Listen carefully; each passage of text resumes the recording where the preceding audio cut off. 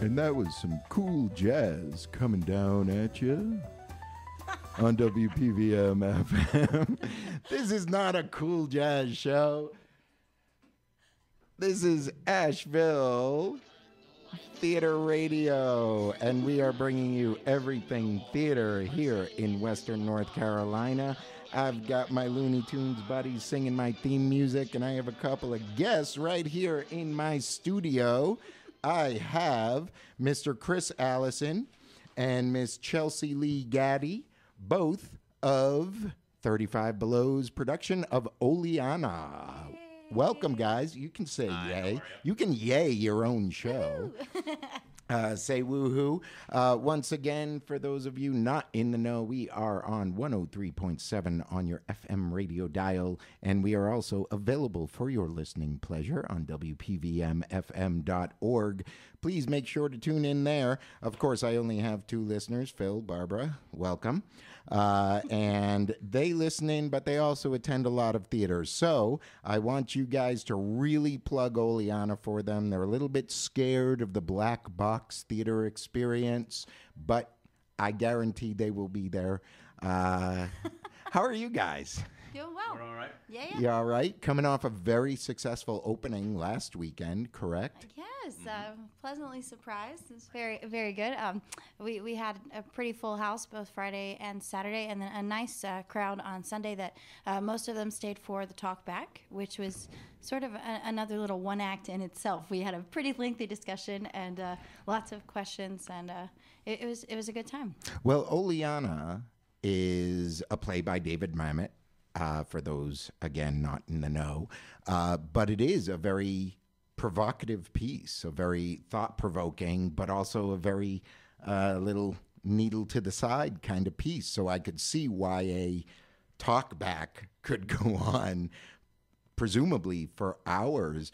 How did you guys approach the material with so much provocative themes? Within the show, did you kind of have to get into a very heavy mind space for this, or? I don't know if we had to get into a heavy mind space. I did find it kind of interesting. There's so many themes in the play, and when you try to start narrowing down it, as you know, just to make a play playable, you want to narrow down the conflict, get the conflict as specific as possible. And it is interesting with that play. When you start to narrow down the conflicts, the conflict very specifically changes over time, and it really does become a play where it's a conflict between two opposing forces, and what's it going to take for that one force that had a power level of 0 when the other had a 10? What's it going to take for that to change? And it uses a bunch of other themes in the play to go after that, and I think it also.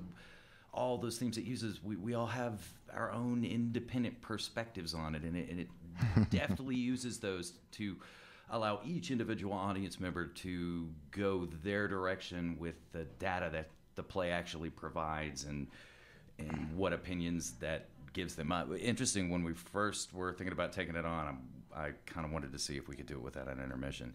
And we realized towards the end of it that we really needed to give the audience a break and kind of a chance to talk to each other. Catch up and feel it out. Yeah, there really is a lot of catch up. It's funny, that play starts with 3 lines. And what about the land? What about the land? What about the land? And I think the reason it starts like that is because it's a sonic cue for the audience to understand information is starting now. And yes. Shut up and listen. And once that's over, everything is pertinent. Every single thing is pertinent to that play.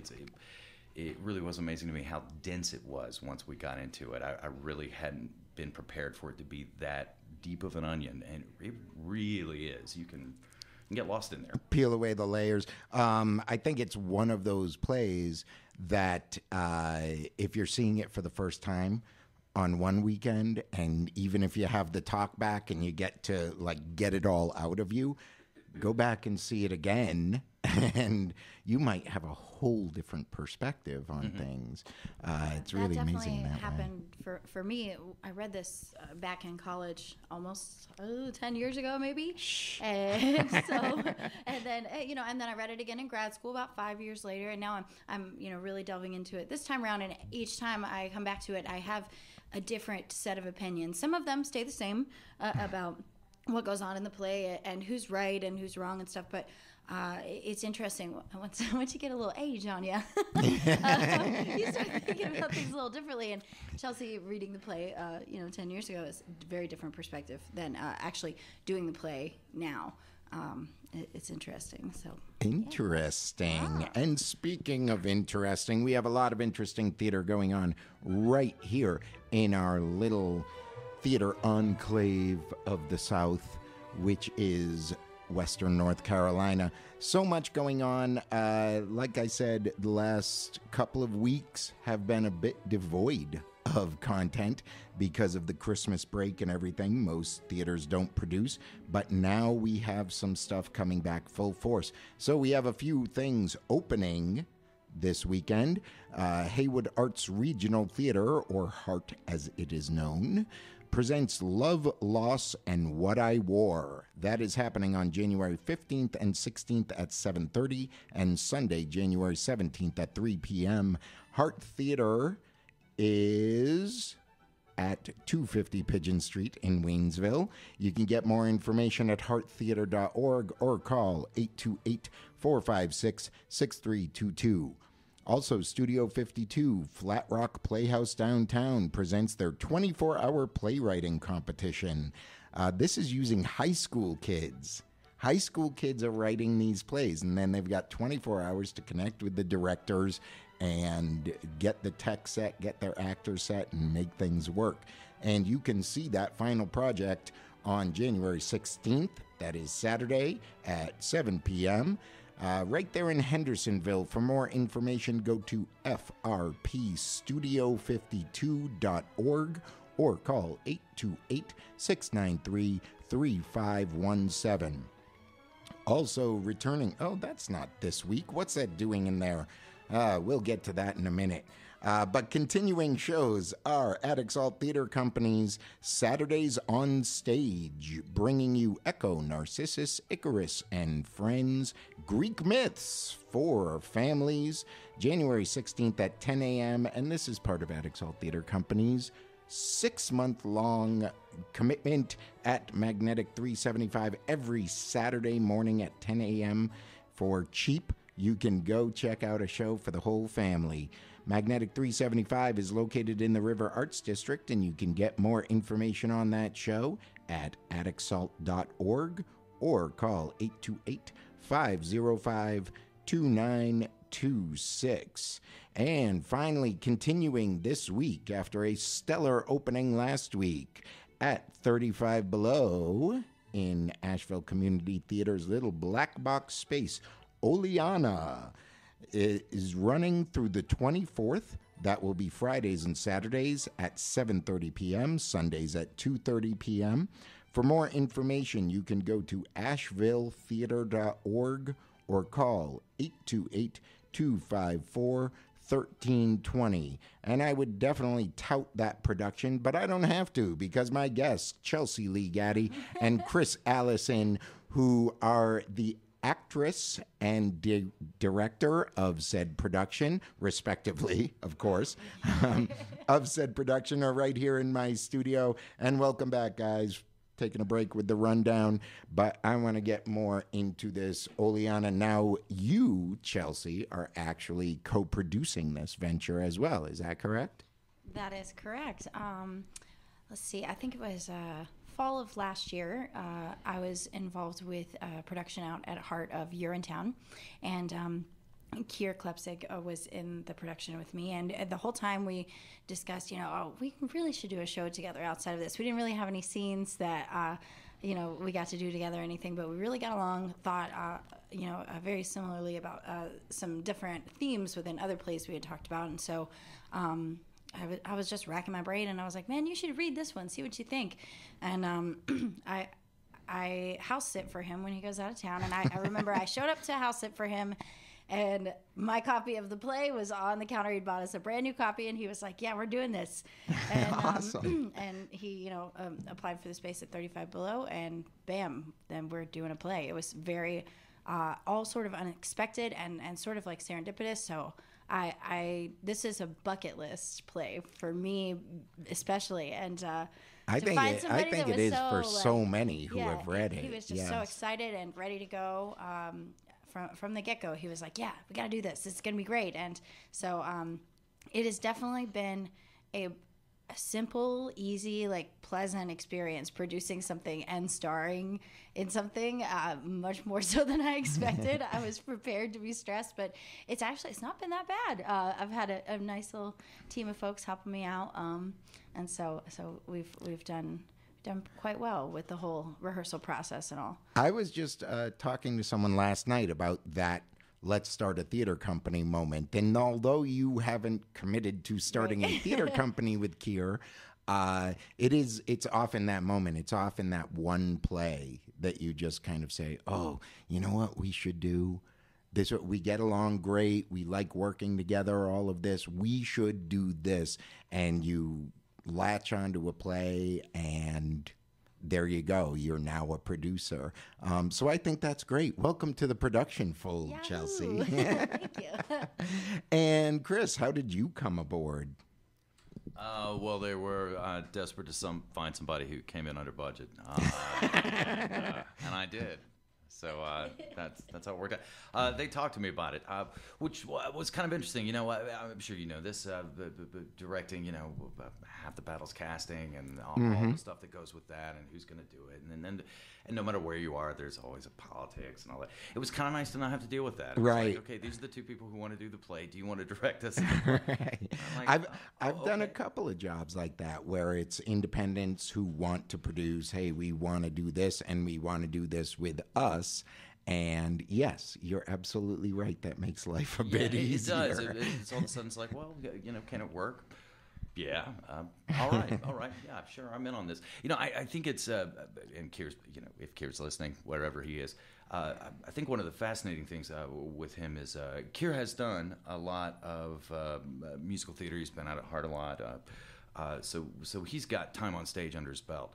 But I mean, you're a theater guy. I mean, you and I have both drooled over this play at some point in our lives. Yeah. Man, last time he's done a straight play, undergraduate. Really? So he's a musical guy So across to jump the board. back in on this, I've been really impressed with how far he brought that. He does his work's been really amazing. I really didn't think he would get to the level he got to, because as you know, I mean, this really is. It's both of these roles are some of the most difficult out of kind of the contemporary theater canon. It was just insanely difficult, and it was really fascinating to see him take it on. He's a very, very intelligent man. Yeah. It's very difficult on so many levels. I mean, we talked a bit about the themes and how heavy the play is and how dense the play it is, but even the writing, performing Mamet's writing, you know, that sharp staccato sort of. It's you know, Mamet speak. And the interesting thing about Mamet speak is it's all, you know, it's kind of like there's three levels of acting. There's the okay or the competent level, which is it's presentational and the story's being told, and that's typically where things are. Maybe if you're in educational theater or people are trying to learn, or community theater.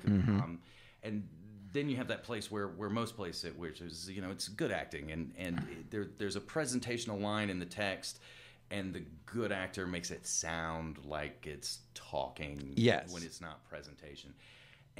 But with Mamet, he requires you to do that, and all you get to do is talk. Yeah. Well, what I just did with the "it" is a Mamet line. It really does score everything.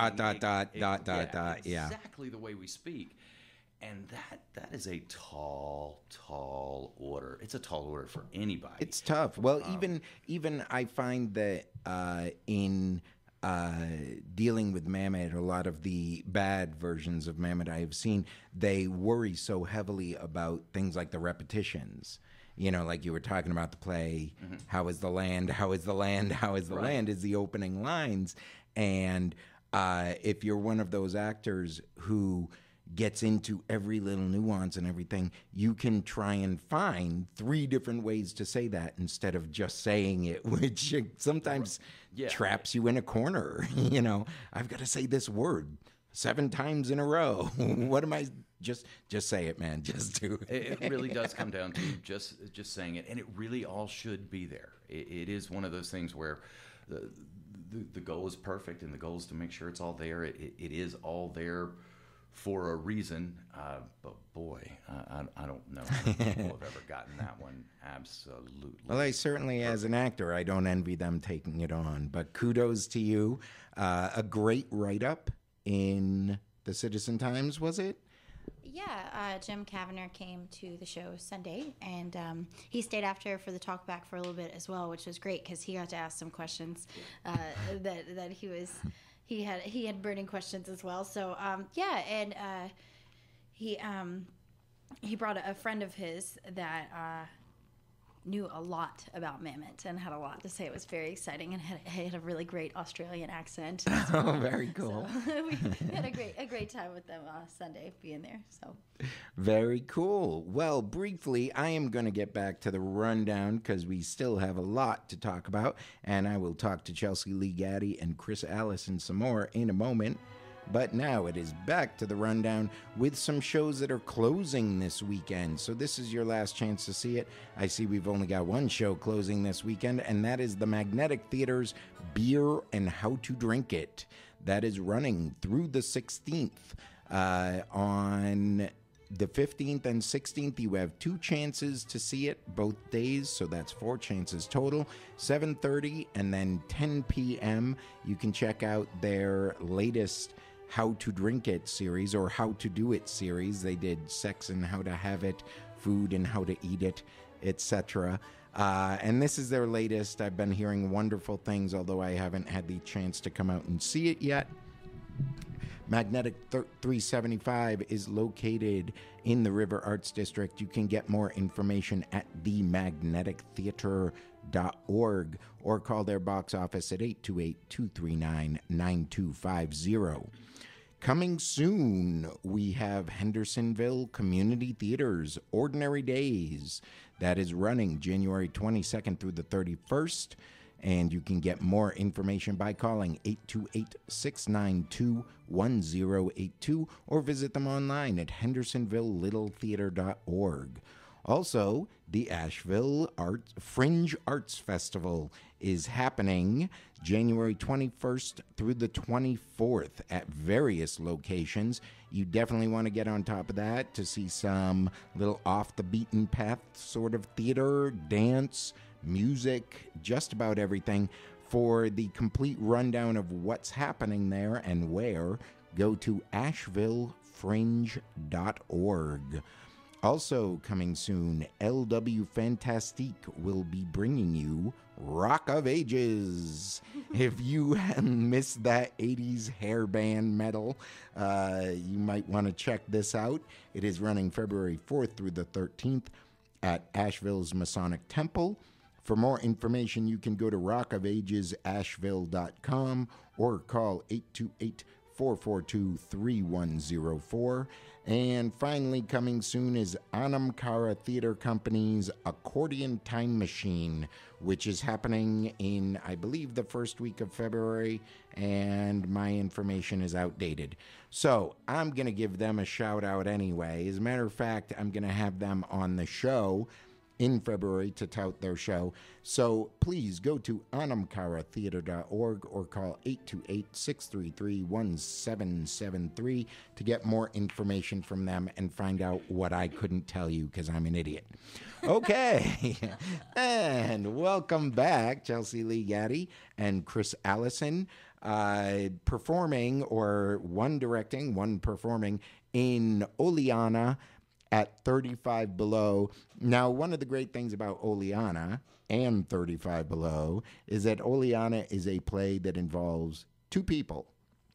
And they fit quite nicely in that 35 below space, and especially with very minimal set. Correct?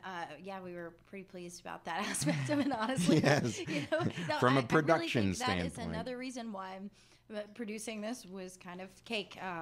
It's really all about the text, telling the story, not providing any distractions for the audience, because you want them to focus on exactly what is happening in that tiny room. Yeah, and even with only a couple set pieces and very few props, it's kind of, do we need to use an extra pen? Can we, cut that from the budget?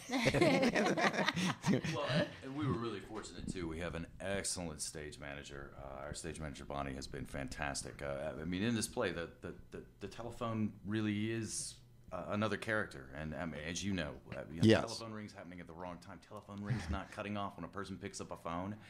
Just those are play killers. And the way she's been fantastic. She's hitting that button at the right time.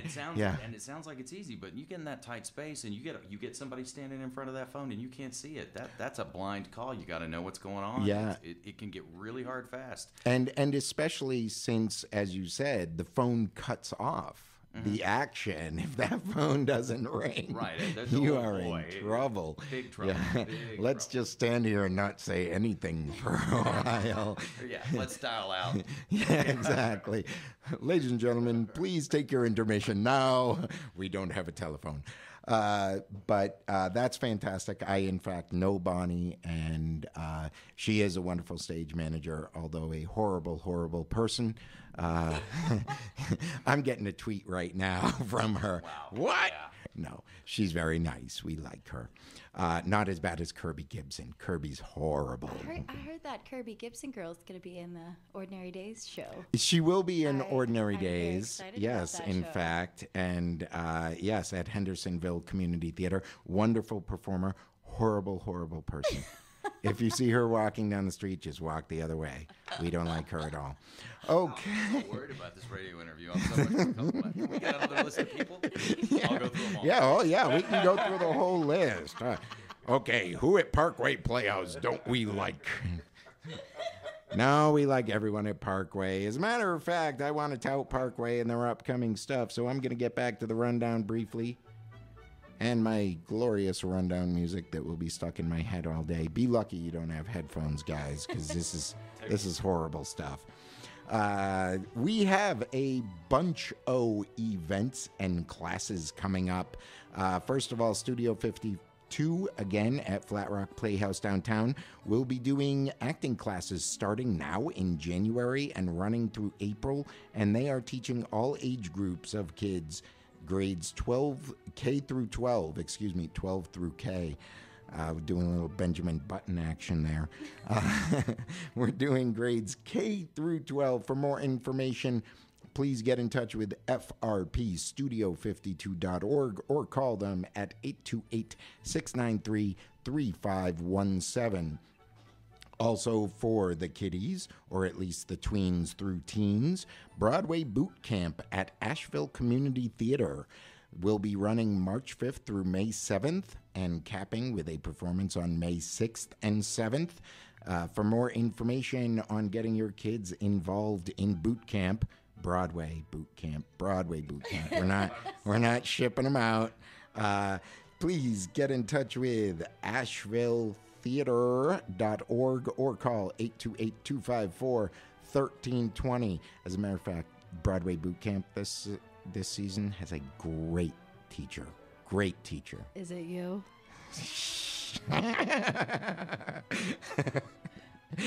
North Carolina Stage, I'm moving on. North Carolina Stage Company will be doing acting classes for children aged 12 through 16 and adults aged whatever. Their classes run from intermediate performance to introduction to acting to Shakespeare's language. And I believe those classes are taught by the wonderful Michael McCauley. So give them a call at 828-239-0263 or go online at ncstage.org. Are you teaching some of those? I might be. If you it might makes, be. Well, if it makes, say something. I don't want you? to interrupt your sheet. Chris Allison You got is it nice also and teaching. ordered. Which class are you teaching, Chris? The tweens would be me. The But Michael tweens McCauley, and teens. Heck of a guy, heck of a teacher too. Heck of a guy, heck of a teacher, but not as good as Chris Allison I will would totally disagree. whip your I would kids disagree. into acting shape. Michael McCauley is fantastic. Yeah, but he's He's a teaching great guy. adults. You got to get them while they're kids, while you still control their finances. That's the thing. You teach them acting, put them in a bunch of Throw in like commercials. 3 solids. I'm giving up. We also have NYS3 is presenting their 2016 Winter Free Workshop Series. NYS3 teaches just about everything you can possibly ever want to learn about acting, from voiceovers to improv. Give them a ring at 828-276-1212 or go to nys3.com. We have a few auditions coming up and submissions for those who are in a writing frame of mind. BioFlyers Productions will be presenting Next to Normal. Auditions will be on January 16th from 3 to 6. For more information, please go to BioFlyer, that's BIOFLYER.wordpress.com. Also, the Magnetic Theater is taking submissions for their Brief Encounters 2016. The play submission deadline is February 7th. For more information, themagnetictheater.org. Asheville Community Theater has their production of The Man Who Came to Dinner coming up. The auditions are February 14th and 15th from 6 to 9, and they will be right here at Asheville Community Theater in downtown Asheville. Go to ashevilletheater.org or call 828-254-1320. And they need a huge cast, so please come out for that one. Please. Yeah, I'm like, please come out for that one. It's a gigantic cast. Yes, I am directing. I didn't really know that show. How many people? Well, there's the man. There's actually between 20 and 29 roles. Woof, that's Yes, for a straight play, it's a lot. So come out, woof, indeed.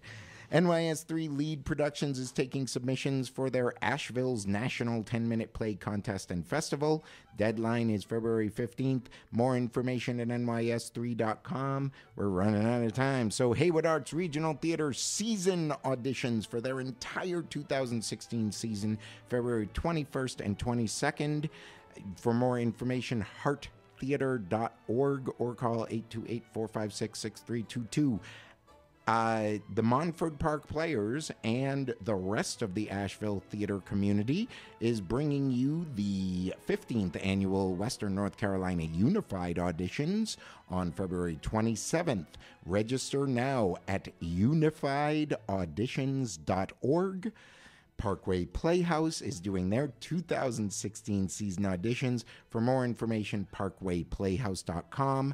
And finally, Anam Cara Theater Company is accepting proposals from directors or writers for their 2016-17 season. The deadline is the end of this month, and for more information, you can go to anamcaratheater.org. And that is the rundown. We have a lot going on. A lot of new stuff, a lot of new companies. I know, everybody looks at me and kind of goes, I didn't know those people existed. And Well, there's that, and also, wow, there's so much happening in January.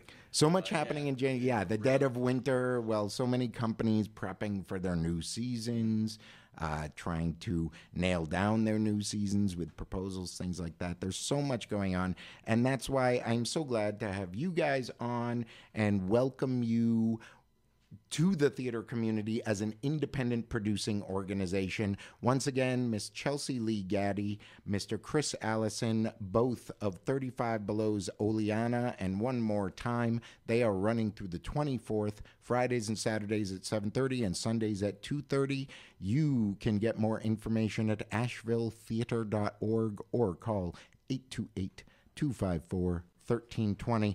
Thanks a lot for coming on, guys. Thank you, Jeff. Really appreciate it. Had a good time. All right, I am out of here, giving it up for Miss Carol Anders, who is coming back on the air. She's crazy. But we will be back with you next Thursday and every Thursday morning at 10:30 a.m. on WPVM 103.7 FM or online at WPVMFM.org. And as always, Asheville, I urge you desperately, please use your blinkers.